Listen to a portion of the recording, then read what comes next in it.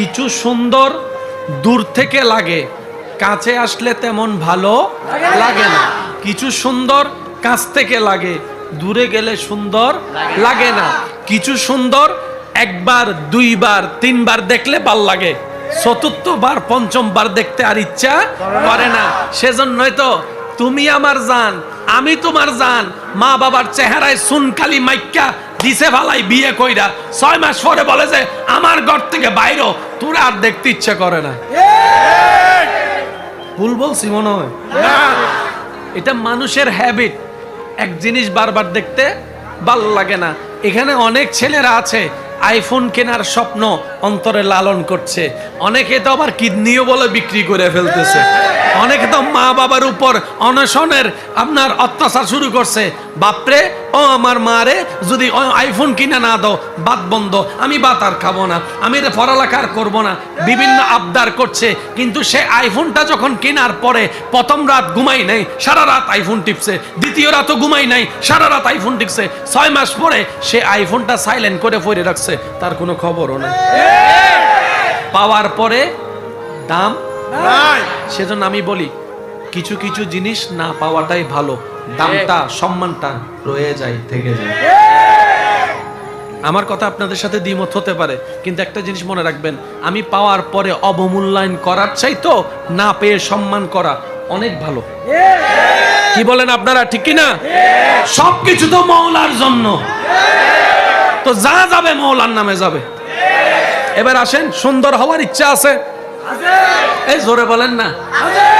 মা বোনেরা ওনারাদেরও আছে, কিন্তু বলতে পারছে না, অথবা বললেও শুনছি না। এবার আসেন, আমাদের নবী কেমন সুন্দর ছিলেন? আমি বলবো আস্তে আস্তে, আপনাদের বলতে হবে সুবহানাল্লাহ জোরে জোরে। আর একটু জোরে বলেন সুবহানাল্লাহ। কিছু চেহারা আছে না, দেখলেই মন গলে যায়। গেছেন রাগ করে মারতে, কিন্তু চেহারা এমন ভাব নিছে, আচ্ছা যা এবারের জন্য মাফ করে দিছি। কিরে দোস্ত, তুই তো গেছিলি নাক ফুটে ফেলার জন্য, চেহারাটা দেখছস নি, মায়াটা লাগছে না? তাহলে রাগও থেমে যায়, রাগও থেমে যায় মায়ার সামনে। এটা নিয়ে কারো কোনো দ্বিমত? আমার ভুল হইলে আমার একটু শুধরাই দিবেন। শিকার কোনো শেষ, জানার কোনো শেষ। আমার ওস্তাদ, একজন ওস্তাদ, আল্লাহ জান্নাত নসিব করুক, উনি একটা কথা বলেছেন, এই কথাটা আমার মনে বেশিরভাগ স্মরণ থাকে। আমার ওস্তাদ বলেছেন, যে দিন থেকে তুমি মনে করবা আমি সব জানি, তুমি সেই দিন থেকে মূর্খ হওয়া শুরু করেছো। সেই দিন থেকে তুমি মূর্খ হওয়া শুরু করেছো। সব সময় হাজার জানার পরও বলবা আমি তো জানি না, আমি তো জানি না, আমি তো অজ্ঞ, আমি তো মূর্খ, আমি তো অশিক্ষিত। দেখবা যে আল্লাহ এই বিনয়ীর কারণে তোমাকে অহংকার থেকেও হেফাজত করবে, তোমার এলমের মধ্যে আল্লাহ পাক বিদ্যুৎ দান করবে। সেজন্য যে যত ছোট হয় আল্লাহ তারে বড় করে।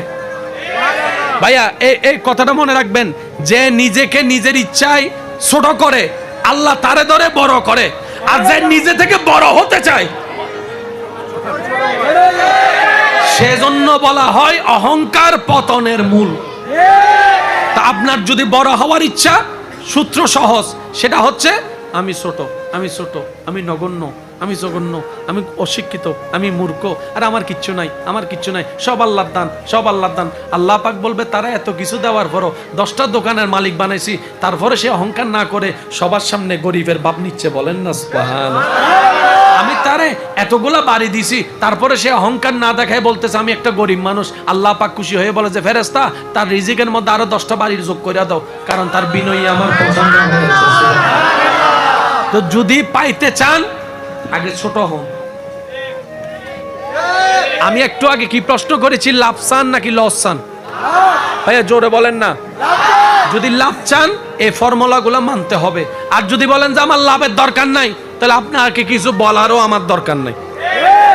আমার কথা তাদের জন্য যারা লাভ চাই। আল্লাহ পাক আমাদের সবাইকে বুঝার তৌফিক দান করুন। আমি কিছু প্রশ্ন করব, আপনারা শুধু বলবেন এগুলা চাই কি চাই না, আপনারাই বলবেন।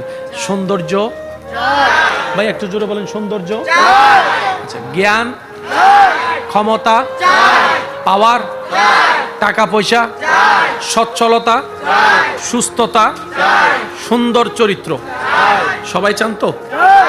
এবার এই 8টা জিনিসের ভিতরে আমি একটু বোঝার জন্য শর্টকাট যাতে আপনাদের মনে থাকে, আমি কয়েকটা জিনিস বলছি যেন শর্টকাটে মনে থাকে। সৌন্দর্য সবাই চায়, সচ্ছলতা সবাই চায়, সুস্থতা সবাই চায়, জ্ঞান সবাই চায়, সুন্দর চরিত্র সবাই চায়। ঠিক আছে ভাইয়া? জোরে বলেন ঠিক আছে। এই 5টার ভিতরে কারো কাছে টাকা পয়সাও আছে, সুন্দরও আছে, জ্ঞানও আছে, চরিত্রর ভালো নাই, তার কোনো দাম নাই, তার কোনো দাম নাই। তার সাথে আপনার মেয়ে বোন বিয়ে দিবেন না? কেন দিবেন না? আসল জিনিসটাই নাই। আসল জিনিসটা কি? বলে যে চরিত্র। আসল জিনিসটা কি? সবাই বিনে বললে আমি খুশি হব। আসল জিনিসটা কি? তাহলে চরিত্র সুন্দর থাকলে সুন্দরের দরকার হয় না, চরিত্র সুন্দর থাকলে টাকা পয়সারও তেমন দরকার হয় না। এটা আল্লাহর পক্ষ থেকে একটা ইজ্জত। এবার বলেন, আমাদের কম বেশি সবার ভিতরে সৌন্দর্য কম বেশি আছে না নাই? টাকা, জোরে বলেন না। টাকার ভিতরে আমরা 100তে কমপক্ষে 50-60 হইলেও পাবো, কিছু হইলেও আছে। জ্ঞানের ক্ষেত্রে কিছু, ঘরবাড়ির ক্ষেত্রে কিছু, জায়গা সম্পত্তির মধ্যে কিছু, ভালো চরিত্রের মধ্যে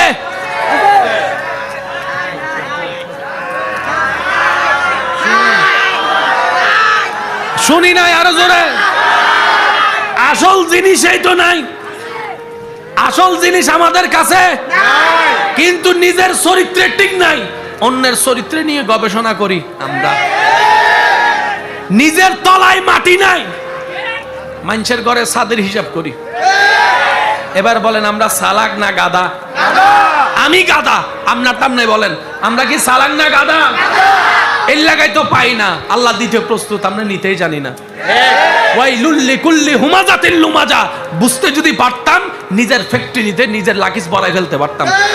আল্লাহ দিতে প্রস্তুত, আমরা নিতে রাজি। তাহলে সবচাইতে দামি সম্পদ চরিত্র। এই চরিত্রের মধ্যে যদি আপনারা সবাই, আমরা যদি সবাই এখন পরীক্ষা দিই, দেখবেন 100তে সবাই 0 0। পৃথিবীর বুকে আল্লাহর সৃষ্টি জগতে একজন যার চরিত্রের সার্টিফিকেট স্বয়ং রব্বুল আলামিন দিয়েছেন, ইন্নাকা লা আলা খুলুকিন আজিম বলে সুপ্রিম কোর্ট থেকে রায় দিয়েছেন স্ট্যাম্প করে কোরআনের মাধ্যমে, তিনি আপনার আমার নবী রাহমাতুল লিল আলামিন। আরেকটু জোরে বলেন সুবহানাল্লাহ। এবার আমি বলবো, আপনারা বলবেন 100তে 100 অথবা রোল নাম্বার 1, রোল নাম্বার 1 বলেন। সুন্দরের দিকে আমাদের নবী, রোল নাম্বার 1। শুনি নাই তো? সুন্দরের দিকে আমাদের নবী, চরিত্র আপনার জ্ঞানের দিকে আমাদের নবী, তারপরে ব্যবহারের দিকে আমাদের নবী, হাসির দিকে আমাদের নবী, স্বামী হিসেবে আমাদের নবী, বাবা হিসেবে আমাদের নবী, বন্ধু হিসেবে আমাদের নবী, চারিত্রিকভাবে আমাদের নবী। এত জ্ঞানের করো কেন? বলা যাবে? যারা বিয়ে করছেন হাত তুলেন। এই অনেকে কিন্তু হাত তুলতেছে না।